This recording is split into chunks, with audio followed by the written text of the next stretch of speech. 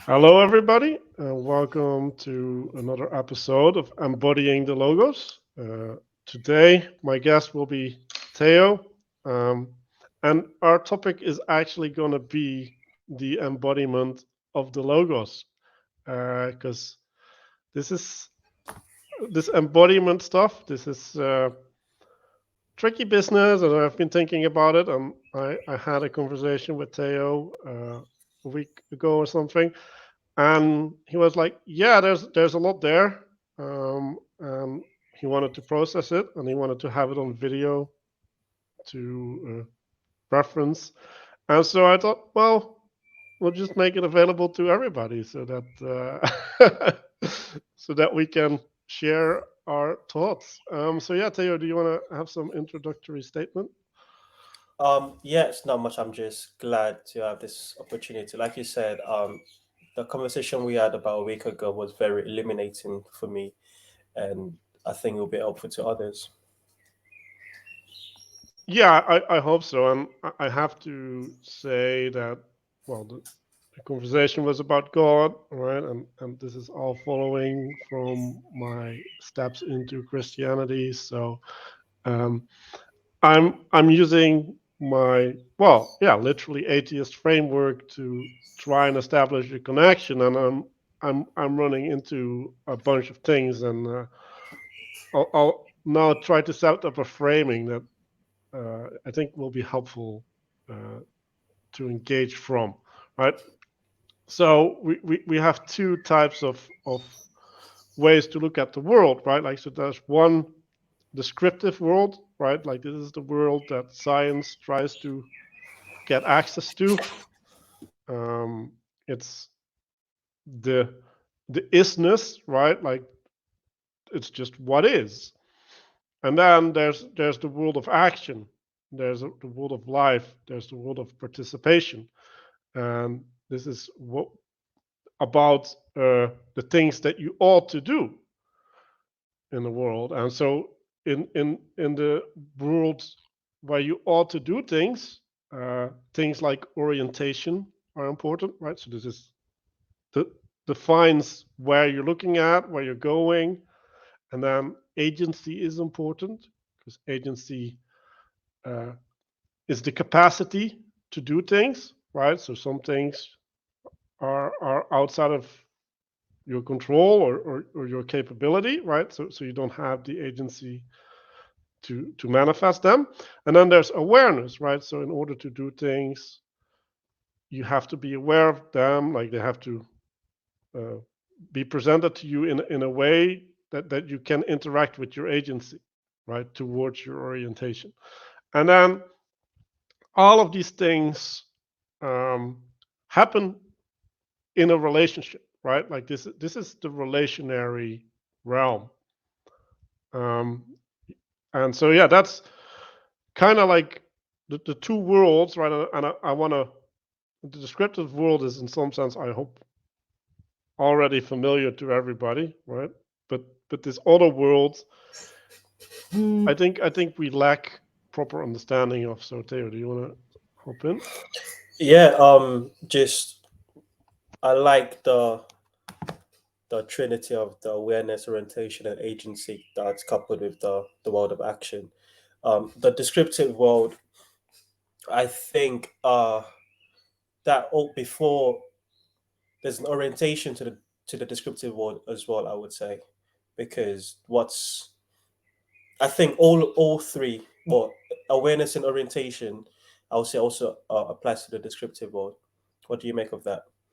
The stance that you take in would determine what you're would determine how you're. For example, if you're the conversation between Paul and um the guy from the decoding the gurus, they were talking about they had different descriptive world, and they had this they had different because he's a scientific materialist and Paul's religious, so they were trying to find a way to mesh worlds.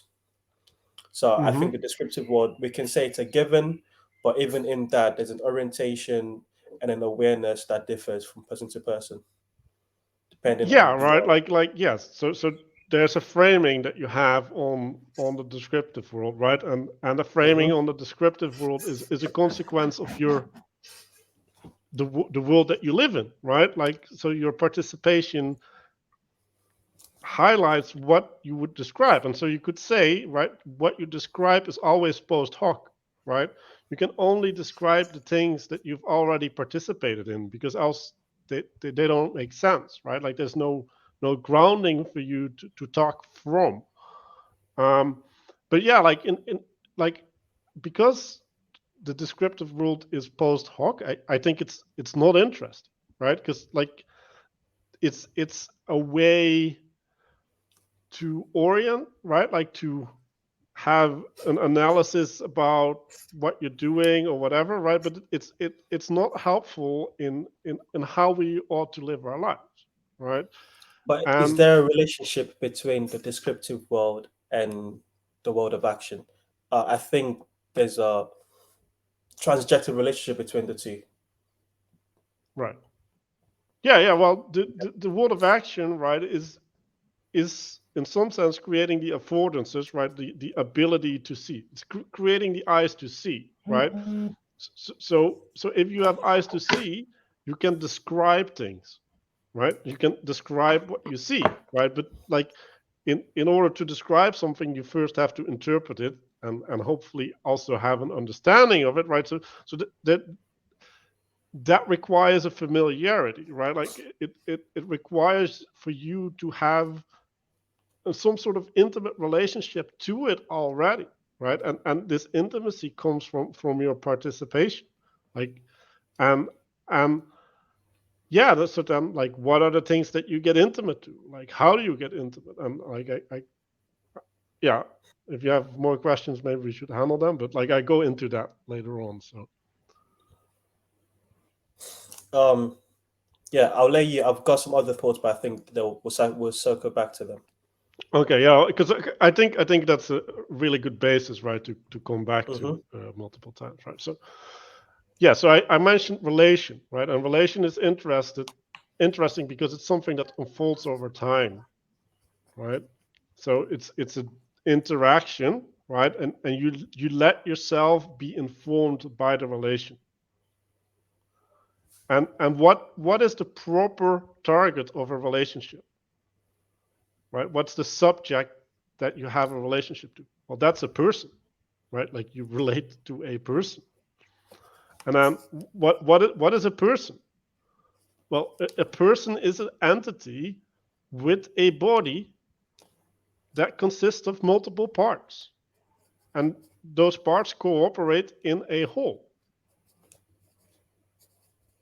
right? So you can say the multiple parts are like perspectives that you can engage with it, right? Like, they might have physical manifestations, they might not have physical manifestations, but the fact that it's multidimensional allows you to be in a dance, right? And then across time, right? Like, these dimensions, they move at different speeds or at different ways, right? And so you develop intimacy with whatever that body is. It's important to have a descriptive frame for that body, for that entity.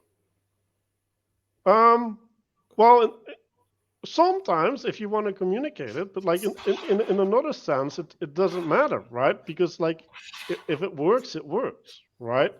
And and in order to do the dance with that body, you have to know the body, right? Because else you can't dance with it, right? And that's, again, it goes back to And intimacy, right? You and become intimate. you get to know the body by engaging in that dance continuously. That's how over time. That's how you get to know the body. Right. And then you can choose to find a way to talk about it, right? To describe it, but like, that's not a prerequisite. Like, you can just be a dancer, um, and just be good at dancing. And in some sense, right? Like, we've been talking about enchanting the world in in this little corner, right? Like, if you try to describe it, like, if you try to deconstruct it, right? Then you you remove the magic, right? Because now you can say, oh, I'm doing this, right? Oh, I'm doing that, right? So you get this horrible word, right? You get some sort of meta awareness, right? Which takes you out of the actual participation, right? And you can get stuck, right? Like, because it's like really nice, like, oh, I'm doing this, oh, I'm doing that, right? And like after a That takes while, you you out the just be, flow. yeah, it takes you out of the flow, and after a while, you just become like this commentator to yourself, right? Oh yeah, like look at me, right? I'm getting the likes, right? Like, oh look at me, I made that backflip really well, right? Like, and that's where you start living in sin, right? Like that's where you start going Yeah, out of just control. to just to contextualize this for the people viewing, the frame that we've described earlier, that's if you're aware of Paul Van der Klee's God number one, God number two, you can sort of visualize what we're talking about, with the descriptive being God number one and the action being God number two, the agentic God. Right. So I I feel like this, right? This is right because that's God number one. Is that what is?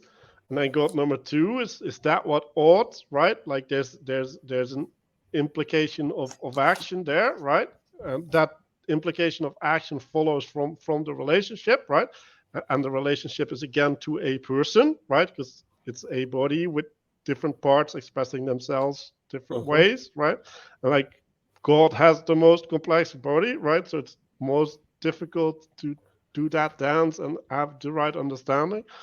But yeah, you can see that fractally go down, right? So you have a body, right, or you have two bodies, right? You have a physical body, and you have your actual body, right? And your physical body is a body part Part of of your your actual actual body. body. Yeah, yeah. And so yeah, so this is fractally, right? So the community also has a body, and your arm also has a body with parts. Multiple parts.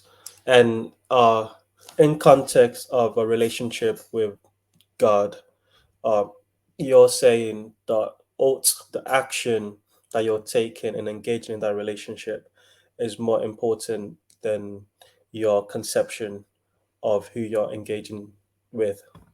Am I Right, following? right.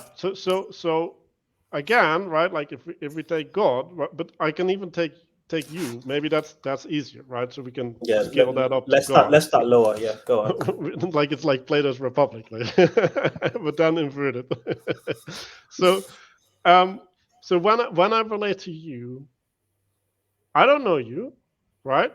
And I can say, well, you live in England, right? So I can approach you with all the English customs, right? So now I have a procedural method to engage with you, right? And that is functional for certain part, for certain relationships. But beyond that, right? Like for example, what we're trying to do now, that's insufficient, right? And so what do I do, right? Like, well, now I'm giving an example to you. Well, what am I supposed to do when I give an example to you? Well, I have to appeal to you, right? To your body parts, right? Like it's I have to give you something that you can grasp onto spiritually so that you can internalize it, right? And how do I do that? Well, I can look at you and I can see your reaction, right? And I can see whether what I'm saying is resonating. But like when it's resonating, do I know if it's resonating the right way, right? So I have this pull and push, right? And now you're nodding, That's the right? So like, dance. That's the dance. That's the dance that we're doing in engagement. Yeah, completely. right. And And so you're engaging me on a you give an example that hopefully I can find a way to grab onto, and then I return that by saying, okay, this is what I got from it, and then you see that, okay, was that what was intended, and we keep going back and forth with this dance. But in the even in that dance, we're still neither of us are fully aware of either the person. I still don't know you, and you still don't know me, but we're in having this dance relationship, we get to find out more about each other. Right. Yeah, so that on this scale, I'm following you. Okay. And like when you don't understand a thing, right? Like I I might be able to see what's behind the not understanding, right? Because like I might be able to see, well, okay, he would react this way if all of these other things were true, right? So like I can see way more of you than just the answer that you give, right? If I'm right, right? Like I might be wrong, and I'm I project upon you, and then I corrupt our intimacy, right? So it's important that I don't do that too much, and that I double check, right, and stuff like that. But there's a way to see inside of you, right, when I'm talking to you, and so I don't know that, right? Like if you if I'd have to tell you, right, I'd have to think real hard, like how that works, and maybe I can give you an answer, maybe I cannot, right? But I can get an intuitive thing, right? Like I know what to do, And right? you've got every person's got a toolkit that we draw from, ways that we've engaged with people prior, and we'll try different things to see what works, um, and we'll use that to build up the map of the person that we're engaging with. Right, and that's the agency, right? So to go back, right? So I have an orientation when I engage with you, right? I have my toolbox, which is my agency, and I have my awareness. So like when I pay attention to the way that you respond, I pick up certain signals, and I don't pick up other signals, right? So I need to choose what signals I want to pick up depending on what I'm doing. And so Yeah, like there's all of this that's stuff going on, right? And that makes you a person. And I'll go back into person later. Like I think we need to leave God for the end because I think God is just really hard. yes, that's. But I think by building up, it will be able to clarify our differences when we do get to the gut part. But yes, so far we're tracking. Yeah. So it's interesting because the next thing that I wrote down is that you have to relate to beyond the parts, right? So the body is something that's beyond the parts, right? It's what brings the parts together, and that has a personality, right? The personality is the way in which these things The dance different together, parts, right? By which they come a whole, right? That's the personality, and that's a way of self-expression that the body has, right? And is that then not? Does it not come together in identity? Is that not what gives all the parts, different parts, or wholeness? no, no, What no, what's what when you say personality? I heard identity. So can you differentiate so that I've got better no, no. understanding? So the personality is the way in which the body parts commune, right? So it's the manifestation of the The communion, the relationship between the body parts, the way right? they interject. Okay, I'm Right. tracking now, I think. The way that they're integrated, right? Okay. And then the identity is how the body parts, right, or how the agency expressed through the body parts is relating to something in the world. That's the identity, Okay. right? So Right. Got you. So identity, personality is uh insular relationship dynamic between the different body parts, and identity is the what's being presented to the parts outside of the body, to personalities outside of the body. well, Does that make sense? the identity is like a higher level organization, right? So you have the organization like, okay, like my brain says something and my hand does this, right? Which is always true, right? Because else I don't have a hand that I can use, right? So that's not my identity, right? Like that's my part of part of the person that I am. So you would that relationship between the neurons in the brain and the muscles that you classify as personality. Well, that would form your personality, yeah. Okay, all right. Okay, and I and understand and what you're then saying. the way that gets expressed, or personhood, or but I think that's what personality is, right? um, and the way that the person is picking up a glass of water, right? Like, so if I want to pick up my glass, right, like then I'm organizing my hand in a certain way, right? And because I Orientating organize, them. right, and that's not my personality, right? But like I might be stubborn and grab my glass this way, right? And that would be my personality affecting the way that I grab my glass, right? So you see the Yeah, distinction there?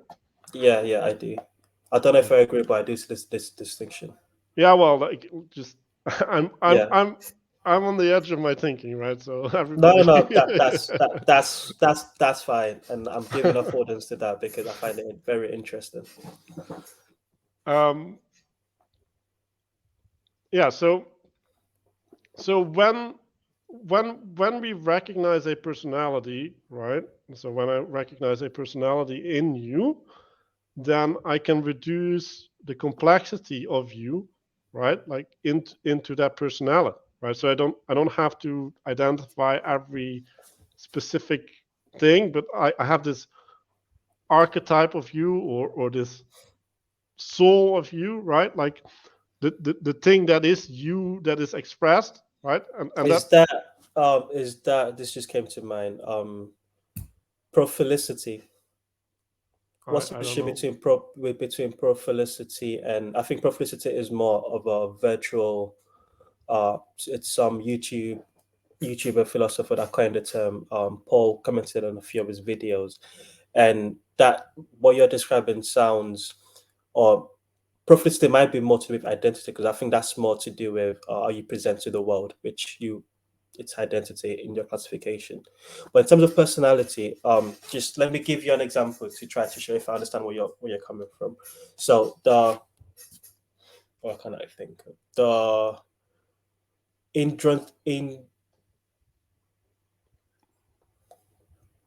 I want to give I'm trying to think of an example that's a social way of doing things and how you differ from the social way of doing things is the personality, but I can't think of one. Did what I say just makes Well, sense to you? like you. So, for example, Because I reach out my hand, right, and there's an innate reaction within some person to take a step back, right? You can have the fight, flight, and freeze response, right? So the right, one of those would like if your personality is in a way, right? You default to one of those, right? But it doesn't mean that you always default to that, but it you have a reliable way of self-expression, right? yes, And that, that's what that's a I good meant with the sentence. Sorry, hand, right? You have a that's a good reliable sentence. way. Hmm? A reliable way of self-expression. That's a good. Right. And so now I can trust you, right? So I know you, and Oh, I therefore I see can where you're going. trust you, Okay. right? And what do I know? Well, I know the way that you express yourself, right? And in some sense, that is the expression of your soul, right? And I had a nice definition of soul, right? And the soul is the way that like the interface between the reality and how it gets presented to you, right? Like that's Well, say that again.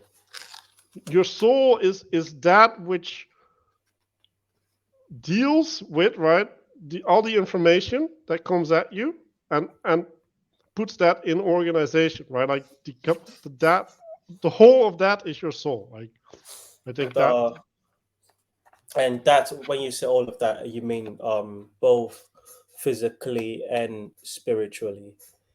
no, I think that's Uh, purely spiritual, right? Like the physicality is an enablement of this the spiritual, right? Like we are spirit. Okay, yeah, I see. Yeah.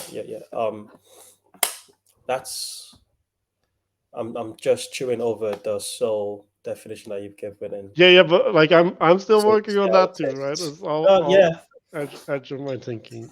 this is great. This is great, Manu. I'll keep going. Okay, so let's go back. Like I'm like 7 sentences in.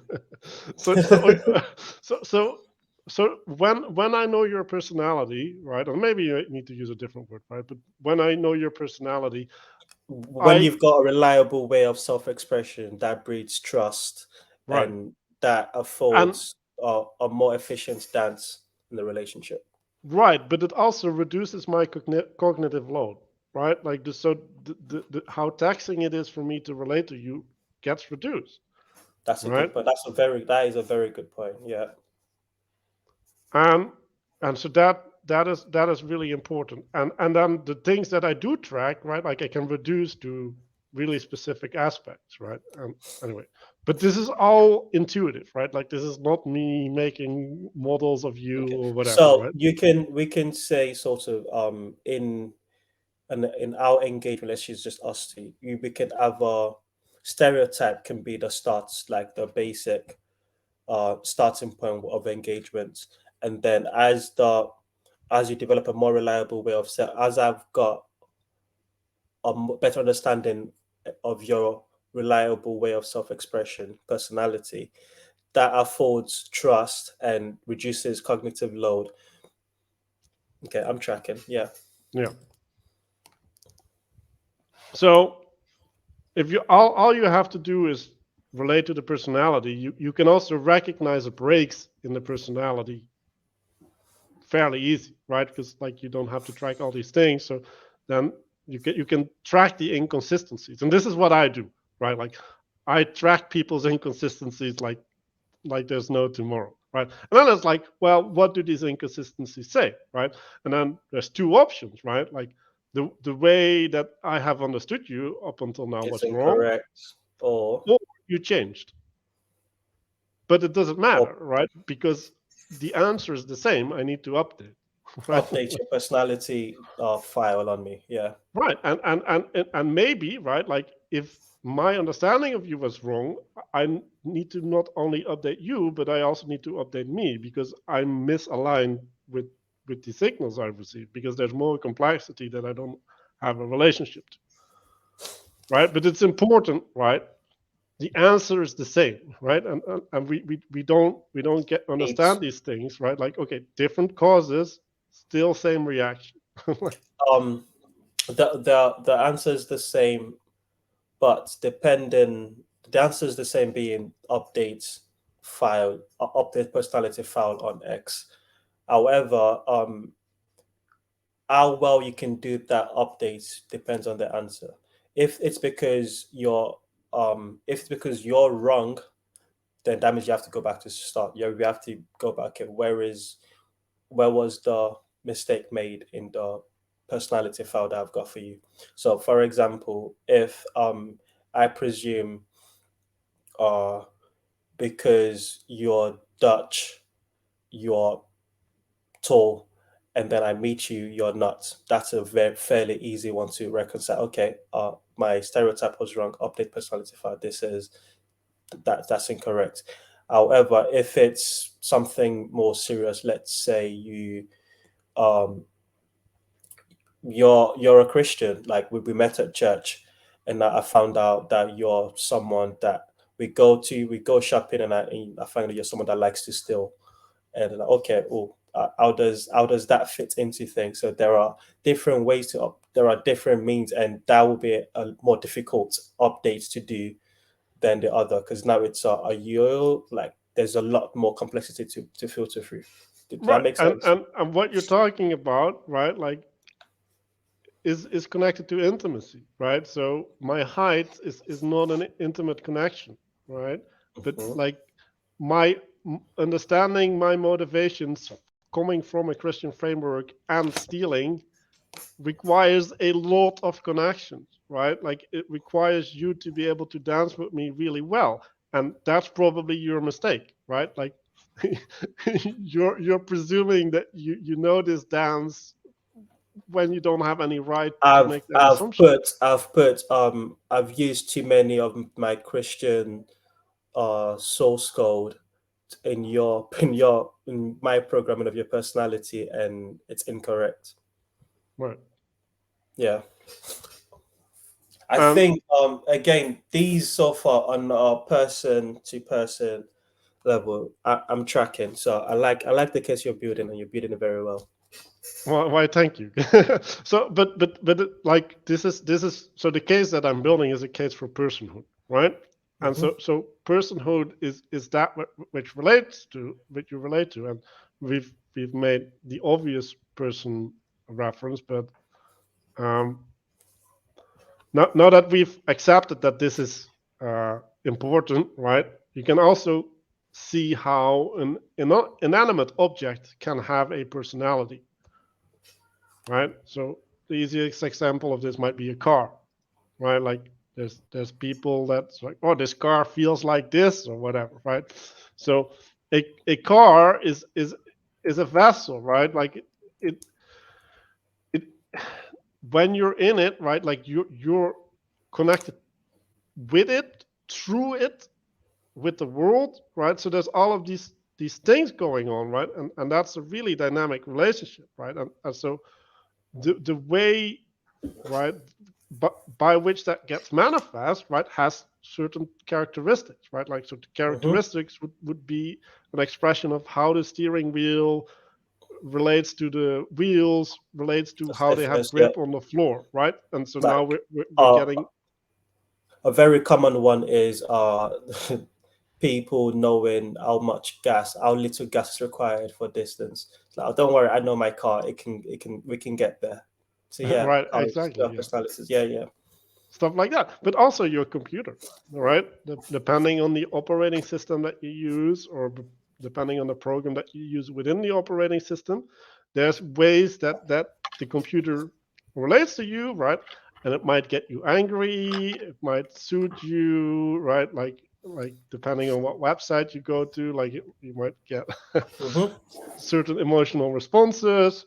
So all of this stuff is there in our daily reactions, right? But even a cup, right? Like a cup can do that, right? Because like you can have a cup and you can take a sip, and there's this trust, right? This is this ritual that you do every time, every day, and you get drawn out of whatever frustration you are in, and you reorient yourself in the remembrance of that cup, and maybe you made it or maybe someone gave it to you, right? Like so there's this emotional story that you lift up by it, right? So like even a cup can have a personality, right? And this is goes back to the enchantedness, right? Like this, like how is the way that we connect to it, right? And like what are the connections that we're making? Like if the cup is just that which holds the liquid that I need to put in my mouth, then it's not going to be more than that, right? Like and its personality will be just as flat, right? It will just like, oh, it's shiny. So yeah, So you want to this thing scale, the personality of an inanimate object. Well, what's this? What I was thinking. I was thinking,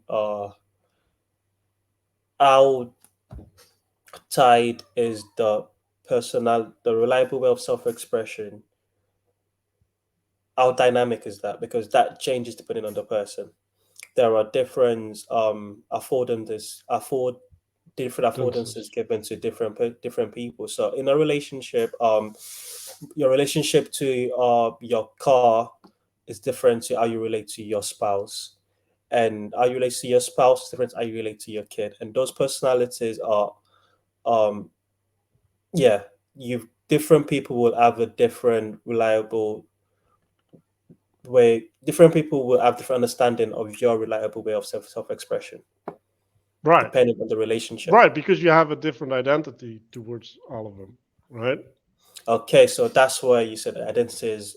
Okay, I'm tracking now. Now Right. I've So got so so this so distinction you between identity but and personality. the personality is like what's universal among all identities, right? Is it that's what I'm pointing at? Is it? I don't think it is. Well, It's that's but okay. Why would you say no? because my understanding of the way you define personality is, I've got here a reliable way of self expression. Hmm. Correct. So a reliable way of self expression between a father and a son, like what the son understands the father's self-expression to be. I don't know, I guess maybe I'm still getting identity and personality mixed up in my brain, because So in so my brain, so for example, I'll give an example that's universal, a personality that's universal and one that's not. So snoring, my dad snores. That's regardless of who you are, you know that that's something that he does. He's a snorer. Mm-hmm. That's a personality that's universal across all identity. Um, a personality that's not universal across all identity is uh, my dad, as it relates to me, he's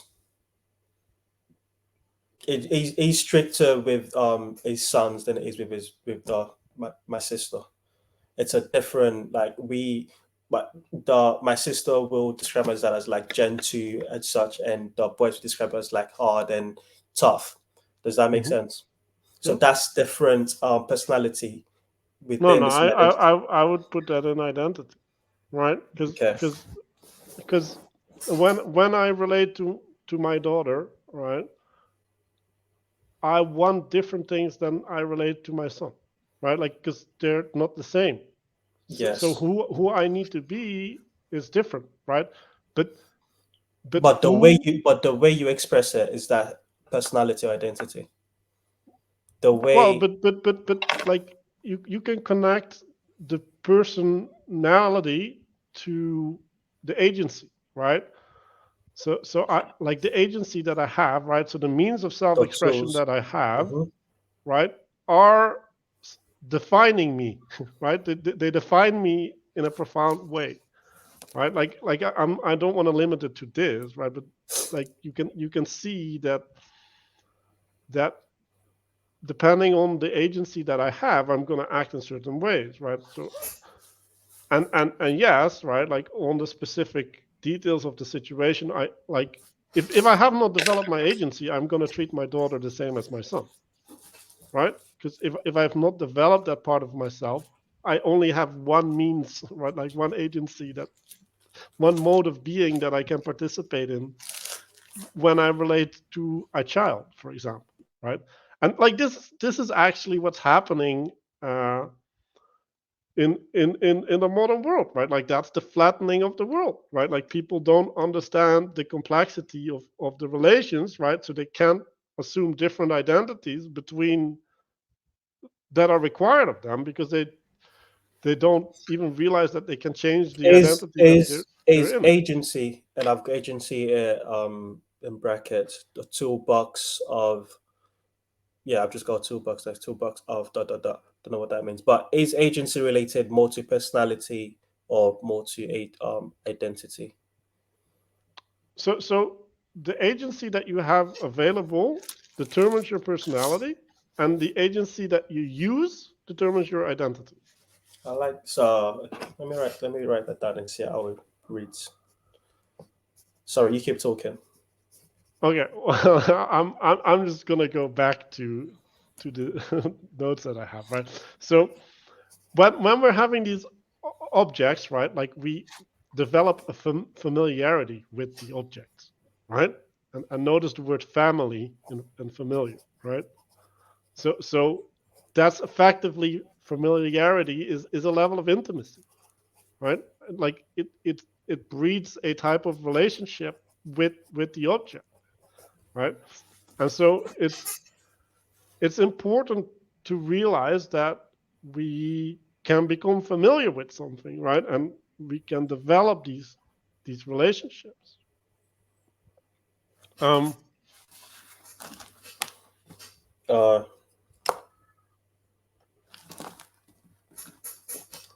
and so yeah, I we were talking about a ship, right? And I wanted to a bring a ship famous back ship. in, but Yeah. Last week, Manuel spent at least an hour, I think, uh, talking to me about this ship, and I think it was only in the 58th minute of that hour that I had a little bit of understanding of what the ship was. So mhm. let's get to it. Well, so a ship is a vessel, right, or a container of being in relation, right? So it's an unfolding across time, right? Or you can take a car, right?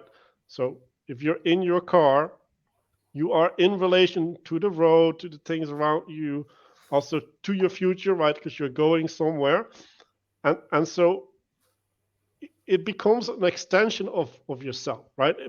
It becomes a skin, like if we Mm-hmm. use biblical language, right? And so this car, it extends our framing of the world, right? So the way that we understand the world is no longer the same.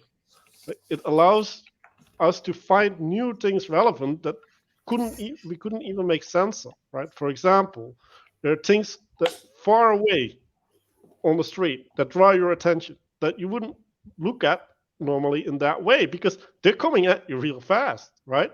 So now you're dealing with things at a distance that you wouldn't be dealing with, right? But Mm-hmm.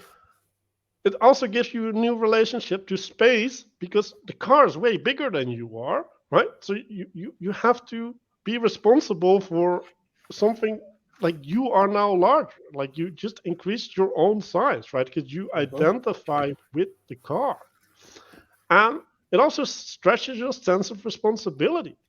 Right? You have to take care of the car in order to function right? You have to take care of the car like that you still know how to drive, right? That you don't do crazy stuff. Like you have to clean it, right? Like there's all of these ways in which you get transformed as a consequence of having this car and this relationship to the car. Yeah. And right, if we go back to a person, right, like that's what a relationship to a person is, right? Like you let them change you a little bit, you change them a little bit, right? Like you change your car as well, you put the scent thing there and you change the reflectors, what do you mean, the mirrors, right? Because you can see them.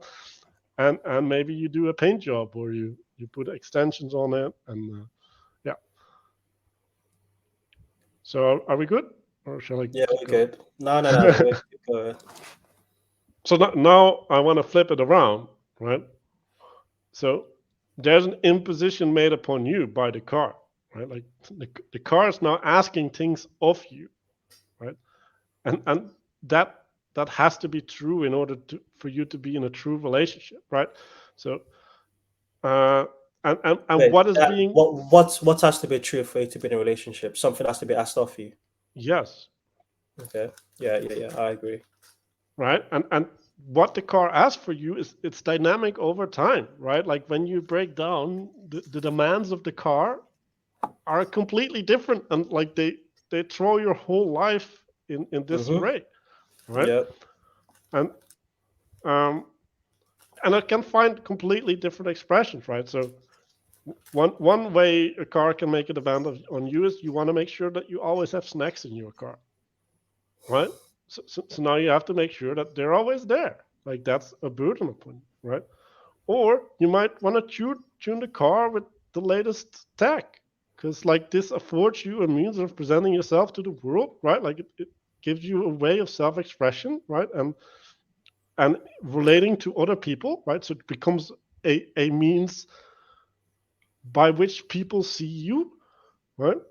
And you will be bound to this, right? Like you've committed to this relationship and you've given up part of yourself in expectation of a return, right? Like the the personhood of the car is gonna provide something to you, right? And you could even call that worship, right?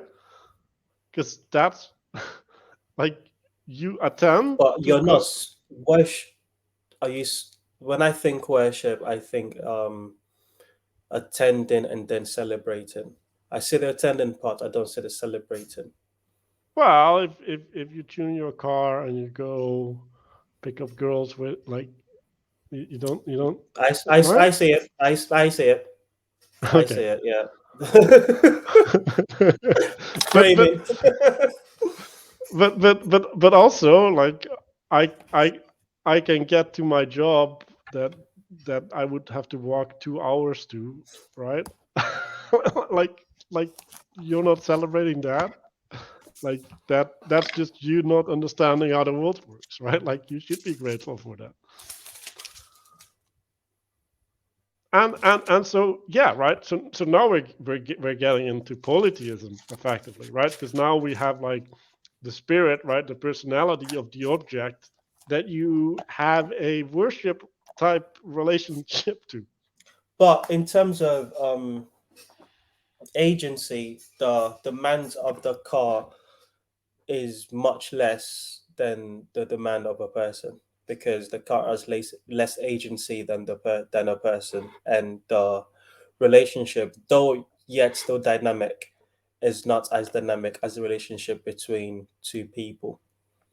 Yeah, but that's not reliable, right? Because like there is people who have a more intense relationship than some people have to their wife, right? Like With their car. Yeah, yeah, like that yeah. that actually happens. So But that would be would that not be more the demand that person's putting on the car than the demand the car's putting on them?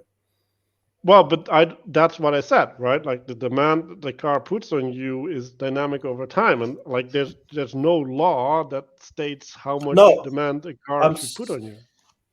But there is a point where if you're perceiving the car to have so much agency that is putting demand on you, that, for example, people that use the example of a spouse, people that think of their car as like their wife, or an extension of themselves, to the point where it's they've now assumed the identity of the car.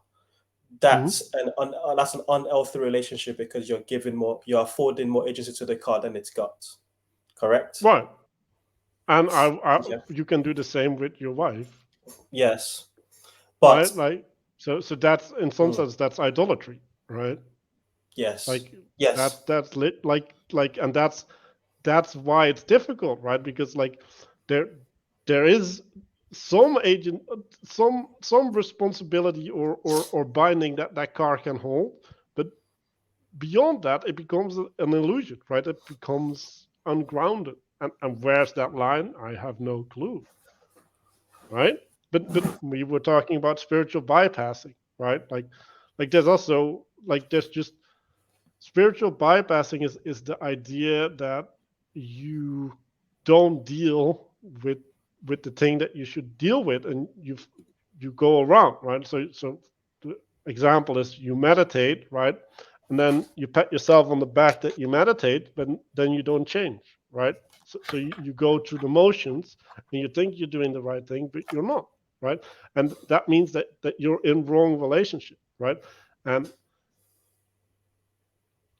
being in right relationship is requires sacrifice, right? Like it requires the personalization of what you're doing, right? Like you need to have an understanding of the body that you're engaging with, so that you know whether the demands that the body place on you are correct or incorrect, right? And so this is in relation to orientation, right? Like you need to have the right orientation when you engage in anything, right? And so when you do this crazy treating your car as your wife, you have the wrong orientation towards the car, right? Like you have an idolatrous orientation.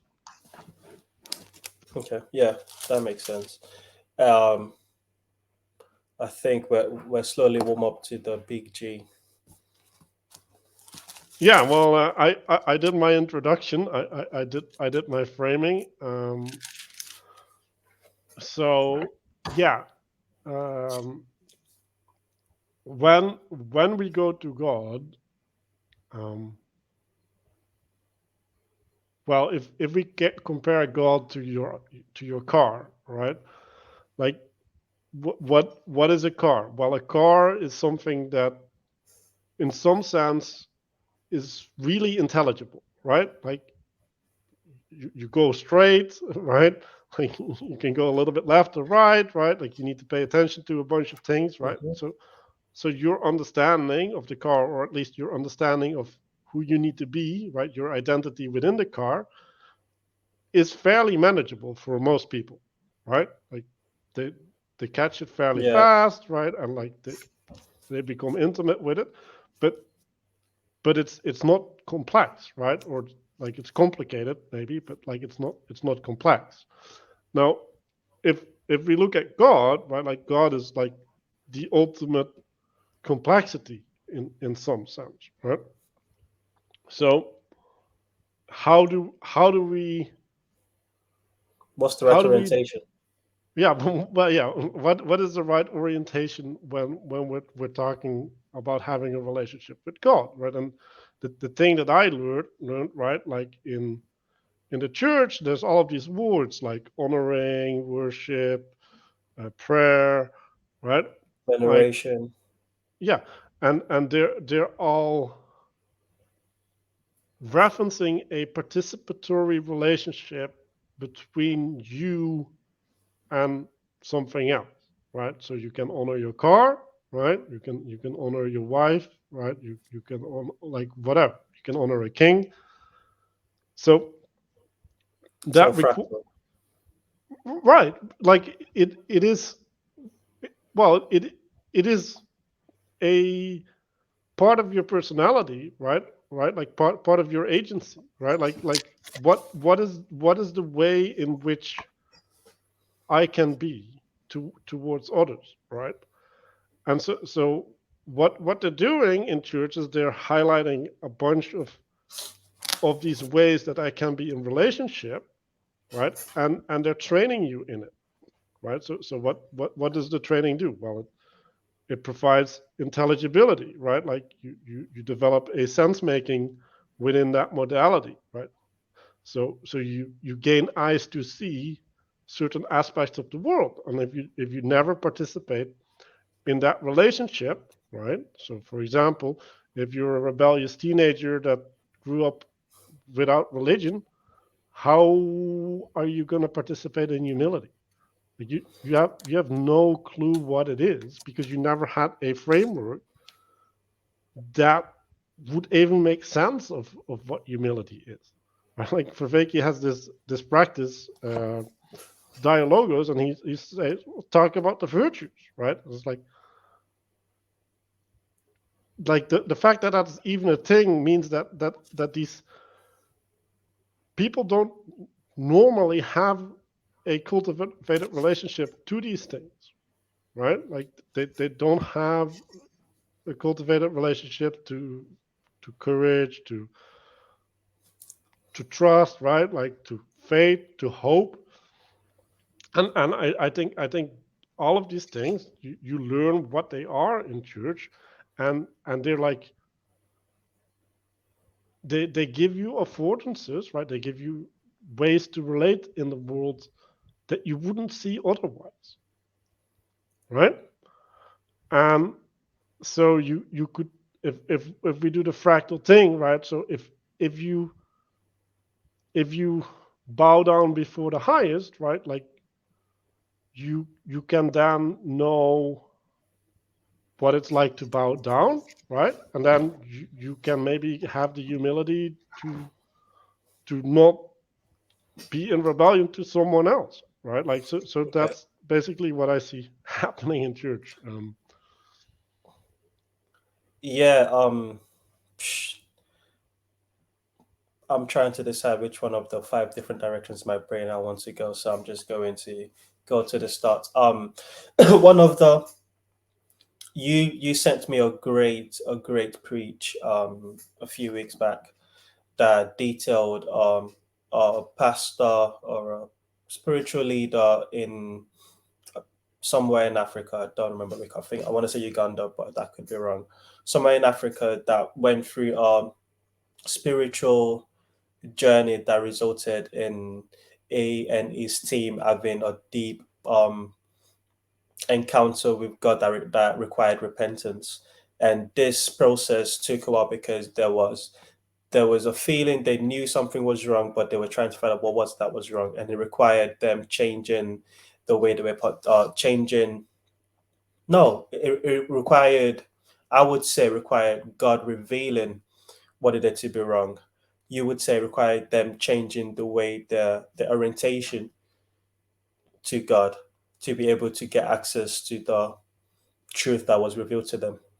Mm-hmm, And I think in that shows the I am I don't go to a Calvinist church, but I think I'm probably a Calvinist because I've got a uh very high view of God's agency compared to man's. mm-hmm, And it's this is why the God number one, God number two thing was brought up. It's the God using God number one, we can build up. We can see the fractal patterns of our being in right relationship can result in betterment. Mhm. However, God number two is the one that I would say causes the transformation. I would say regard you can try orient yourself as best you can, and sometimes yet you still wouldn't have the result. There is no equation that you can figure, okay, this is our best to uh to get God to respond or whatever. Now, where I do agree with you is that in participation with other parts of the body, this is why the church is referred to as a body. That's the best way to find, okay, to submit your to do the sacrifice thing. Your second thing, before I forget, this was a great thing that came to mind while you were speaking, which is a way to frame the Christian life.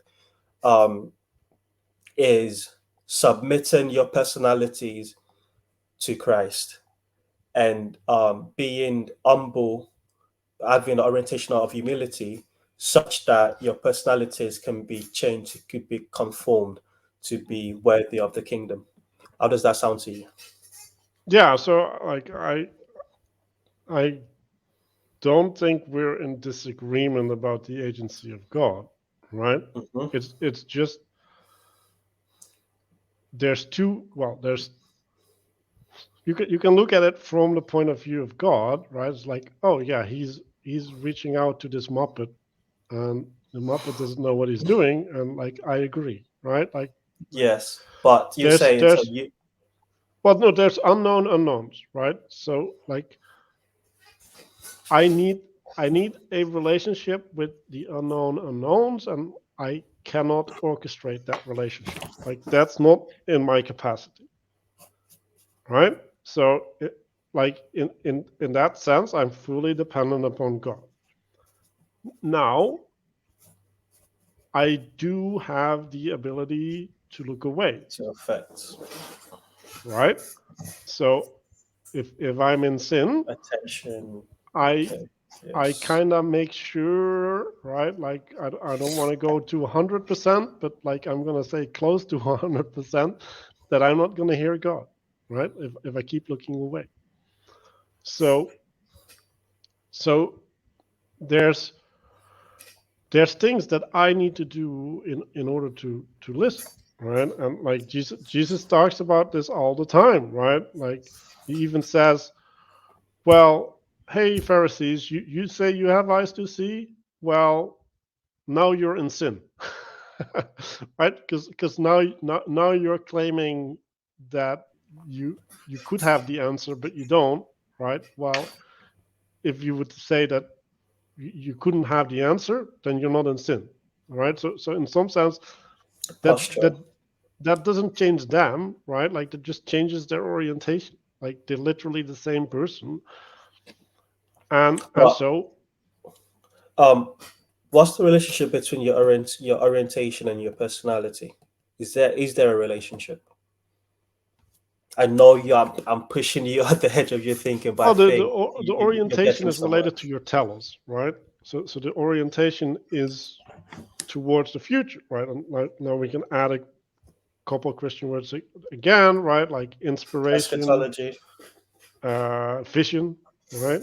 Hope, right? Like they're all things that pull you towards something that you don't have any right to in any sense, right? Like because if you'd assume that you'd have a right to it, like you wouldn't be in a state of hope, you'd be in a different relationship, right?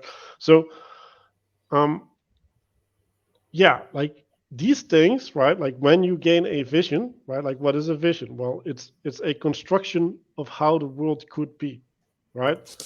And and with that, it's a construction of who you could be so that you could be in that world, right? So there's a, an isness, right? Like this is what the world is like, and actually we kind of do this in the practice Lectio Divina that we've developed, right? So there, oh, what would the world be like if that were true, right? And then who do you need to be in order to live in that world, right? And now you have a vision, right? And now you have a a means of calling upon God, right? It's like, okay, like how can what I learn in the Bible assist me to manifest myself towards my vision? Um, Vision's a good word because this you need to submit your vision, like, because your vision, I will say, you're saying that's linked to your orientation. You're submitting that and getting a different vision. That's the Christian premise, isn't it? Is giving up your the way you think the way you think things should be for the way God says the way things are. right. Well, but there's still you in God's plan, right? So you need to see yourself in God's plan, right? So you still have to have a vision of yourself, right? But the container in which you have the vision is the will of God, right? Primarily. Well, I Yeah, don't know I if like I'm that. No, the container. I'm writing that down. Okay, the container in which you have the vision is the will of God, mhm. but there's still the you in it. So you're the sacrifice being made. That's what I guess I'm tracking. I'm tracking in the world where we're building. Where's the sacrifice being made? What are you? Where is that sacrifice being made for the sake of the whole?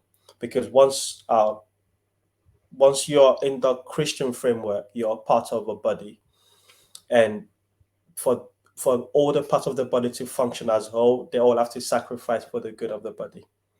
And Mhm. the sacrifice is that coming in the identity, meaning the No, it has to come in the personality. okay, that's what I'm Well, tracking. no, That's it has to come in the personality. It has to come in the orientation, and it has to come in the attention. No, like it's on the ground level, right? Like there's like you have to die, like you you have to die. sacrifice That's all. personality, vision, and what was the other one? Well, it's your Orientation. agency, right? Like your agency is the way that you self-express, right? So if you have anger fits, you have to stop doing anger fits. If you watch porn, you have to stop watching Agency, porn. Like agency. No, agency is the key one. Agency is the key one. If we refer to agency as the toolbox, which is what in this frame, that's what we're doing. You get a whole new toolkit right. that you get to rescue from, and you have to give up some of those items in your toolkit that don't um that aren't in right relationship with the new toolkit you're being offered. I like that. That's a good frame for the Christian. Right. And how do you do that? You reorient, right? So what happens when you step into the car? The world that you see changes, right? Because now things have a different meaning when you're driving, right? So the same thing But happens when. also, like, I'm just gonna push on the identity part a little bit, because in that the way that transformation is instantiated is when you become part of a community. As someone that tried to do the Christian journey by myself, and it's more difficult to recognize which of your toolkits needs changing when you're not an active member of the community. Mhm. Yep. Well, yeah, So right. you, But you that so now and now but now we're that's getting to that's the submission. identity, correct? Yes, Well, yeah, yeah. Well, yes, yes. But there's the identity, but that's also there's what allows you to have the identity, right? which is the personality. Right. And that's the problem, right? So if you don't have if you have agency that you can transform into the church, right? You can maintain part of yourself, right? Part of who you are, and and still conform, right? But like if you're an individualist, right, a nihilistic individualist, you can't do that because then you'd not be in right relationship in the church. Like so, like how much of you has to die like is way more. And then the Okay. question is how do you do that, right? Because now we're coming at the edge of awe and horror, right? Because if you go there and you're seeing like, oh my god, like I get it, right? Like this is what's required of me. How the heck do I get there? Right? Like That's the you dance. can. You have to engage in the dance, don't you? The only way, the best way, like we said earlier, I'll use the example of the person is over time as you are engaged in the right with the right orientation with the relationship. But in the Christian frame, I guess what I'm saying is you first engage with the local body. It's the local body that gives like a representation of what the highest value good is. And Mhm. then if you start there, then you can sort of weigh up. But also we've all got this, you've all got our Bibles that you can read from and you can compare notes with look at how's the body. That's what Synod was. All of Synod was people comparing us, okay, how does this the Bible relates to what the body is practicing and figuring out that dance. Well, yeah, but again, right? Like you need to have eyes to see and ears to hear, right? So when when I came into the church first time, right, and like I went into a black church, right? So like A lot of I get dancing. well, yeah, a lot of dancing and sometimes more extreme things. You well, I don't have any means to understand these people's experience, right? Like it was that I like followed for Vaki for a long time, and I like talked to Christians online for a long time, and I had all of this interpretive framework so that I could judge whether what they were doing was good or not, right? But you can just imagine atheist flat world person coming in and say what this is that like this is cult, right? Like this is just a cult of people and like they're drinking wine instead of Kool-Aid, right? Like Oh, I really, I wish to be a fly on the wall the first time, man. That would be worth the price of admission. that. Well, yeah, no, yeah, well, that must have been But amazing. But I am very very just on a quick side note, I am I really enjoy talking to you because I'm impressed by the journey that you're taking this journey very seriously, more seriously than most, and you're actually doing the work underground. You're going into churches. You'll say, okay, how does this? I've had all of this thinking, talking thing online that I've engaged in, and then you actually went and put some skin in the game by embodying the practices that you claim online. So that's why I enjoy talking to you. It's you've got both all of this, and also you're doing it underground. So that's a good. You're doing a dance, and that's what I'm learning from. yeah, well, and partially like my participation in the community is limited because well because of that I'm working my way out of the depression, right? So like I recently started thinking, well, they're doing all of these child activities, right? So let me just look at them, right? I have all of these ideas of how frameworks and how to relate to things. So like I can just come there and I can just say, well, oh, maybe you should do this, maybe you should do that, right? And so I talked to the guy who's responsible, and then the day after, I sit at home and I'm like deliberating about it, and I'm like, I shouldn't be doing this. Like I don't know what these kids need. I don't know what the plan is within the church. Like like how am I gonna like make the right decisions if I don't haven't danced the dance, right? So like I realize that That even you're with, well, even that with you all of my anticipation, right? Like I still have this hubris. So I go back to the guy and like I can't do it like this. Like this is not okay. Like I need to do it differently. yeah. Another thing that we spoke about last week, and sort of, but I think you said it, and I fully agreed with you, is the danger of what we're doing right now, and the danger Hmm. of having a frame where we see this online participation as idolatrous practice in some sense. There is a it's the best we've got for this time, but if something feels off about it, Yeah, well, like I don't think that it has to be idolatrous, right? Like for example, the meditation group that we did was amazing, and like it transformed people's lives like a lot. praise God.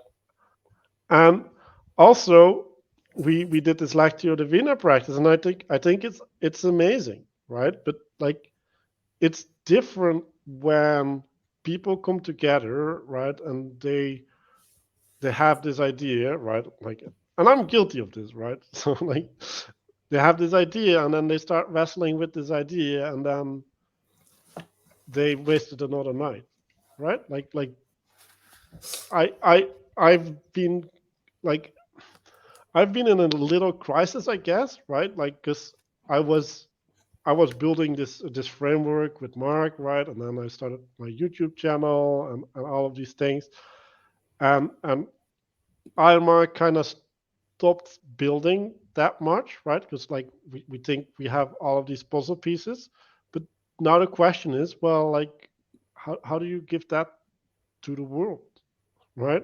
Like Mark has his YouTube channel and he has his way, and like I'm thinking of writing a book, right? And like I had this introduction to this video, and I'm like I'm really happy about the way that I framed everything, and like I think it's amazing that I can do that, right? And like I think that's a good way for me to find expression, but like I need something to identify against, unfortunately, right? To contrast myself, right?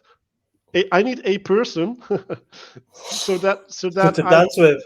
right to dance with, because I if I don't have the person to dance with, what will happen is I will be spouting my nonsense, right? Like it will I will be vomiting me into the world, and I don't want to do that. Like I I want to attune to what is needed, and so No, it's really that's exactly right. Attuning to what is needed is exactly right, and that's something that too much of this um what's the word,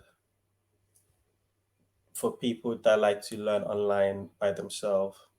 It's a word. I forgot what the word is, but too much of that autodidact. individualistic autodidactism, too much of the autodidact traits can become dangerous and can lead to Well, being but off. but it's individualism as well, right? So if I come in and I'm like, oh, I'm thinking about this, right? So like now everybody has to conform to you because you set the tone, right? So you're Mm. not in an intimate relationship. Like you might get into one, but it's not a good start, right? And and then if we look at like what Vanderklay is doing, for example, right? Like he says, I'm trying to settle my thinking, right? And there's a lot of value in it because he got an amazing set of ideas, right, that he's pulling from, right? And there's an enchantment in that. But on the other hand, like why are you watching that, right? Like he's literally spouting the overflow of his mind on a video, right? Like and like this is one of the criticisms I gave him is like you need to organize your thoughts. You need to work towards a goal, right? Like it's important, right? Like you want to achieve something, because if you're not doing that, you're not enacting the good. Like, I'm sorry. This is where the, the Calvinism comes in. It's the God is good all the time, and all the time God is good, and God will have the final say, and God makes straight lines out of crooked sticks. Right, Is what but also I'm don't guessing test is God. supposed to be, but that's also be responsible, because you Right. will be held accountable. Yeah, but don't test God, right? It's like, yeah, Jesus is not jumping off the temple, right?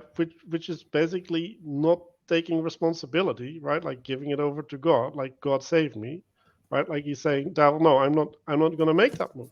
Right? So every time that you don't take responsibility for how your actions land in the world, you're jumping off that temple. And it's like, you can be Calvinist all you want, but like you're still making that jump, and you shouldn't jump. Yeah, I think. What do you mean by take responsibility?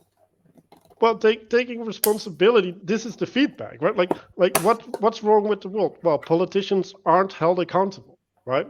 So taking responsibility is holding yourself accountable, right? It's putting Mhm. skin in the game, right? Like, But okay, that holding yourself accountable to a standard. well, not so much to a standard, right? Like Or to you bind yourself to something, right? So Yes. your destiny is entwined with what you've bound yourself to, right? So you bind yourself to a structure, right, with a leader, right, and a hierarchy that is going somewhere, right?